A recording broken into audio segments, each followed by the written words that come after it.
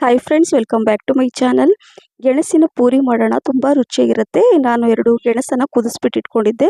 ಅದನ್ನು ಈ ಥರ ತುರಿದ್ಬಿಟ್ಟು ಇದರಲ್ಲಿ 2 ಕಪ್ಪಷ್ಟು ಗೋಧಿ ಹಿಟ್ಟನ್ನು ಹಾಕ್ಕೊಂಡಿದ್ದೀನಿ. ಹಾಗೆ 1 ಟೀ ಸ್ಪೂನಷ್ಟು ಜೀರಿಗೆ, ರುಚಿಗೆ ತಕ್ಕಷ್ಟು ಉಪ್ಪು. ಮೊದಲು ಇದನ್ನೆಲ್ಲ ಹಾಕ್ಕೊಂಡು ಈ ಥರ ಕಲಿಸ್ಕೋಬೇಕು. ನಂತರ ಎಷ್ಟು ಬೇಕೋ ಅಷ್ಟು ನೀರು, ಸ್ವಲ್ಪ ಸ್ವಲ್ಪ ನೀರು ಹಾಕ್ಕೊಂಡು ಗಟ್ಟಿ ಹದಕ್ಕೆ ಈ ರೀತಿಯಾಗಿ ಕಲಿಸ್ಕೋಬೇಕು ನೋಡಿ.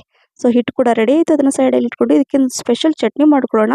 ಜಾಸ್ತಿ ಪ್ರಮಾಣದಲ್ಲಿ ಕರಿಬೇವು ಸೊಪ್ಪನ್ನು ಎಲ್ಲ ತೆಗೆದುಬಿಟ್ಟು ಮಿಕ್ಸಿ ಜಾರಲ್ಲಿ ಹಾಕ್ಕೊಂಡು ಸ್ವಲ್ಪ ಶುಂಠಿ, ಹಸಿಮೆಣಸಿನ್ಕಾಯಿ, ತೆಂಗಿನಕಾಯಿ, ಕೊತ್ತಂಬರಿ ಸೊಪ್ಪು, ಸ್ವಲ್ಪ ಉಪ್ಪು, ಹಾಗೆ ಸ್ವಲ್ಪ ನೀರು ಹಾಕ್ಕೊಂಡು ಇದನ್ನು ಫೈನಾಗಿ ರುಬ್ಕೊಳ್ಳೋಣ. ಸೊ ಈ ಸ್ಪೆಷಲ್ ಚಟ್ನಿ ಕೂಡ ರೆಡಿ ಆಯಿತು. ಸೊ ಇದನ್ನು ಸೈಡಲ್ಲಿ ಇಟ್ಕೊಂಡು ಈಗ ಪೂರಿ ಮಾಡ್ಕೊಳ್ಳೋಣ.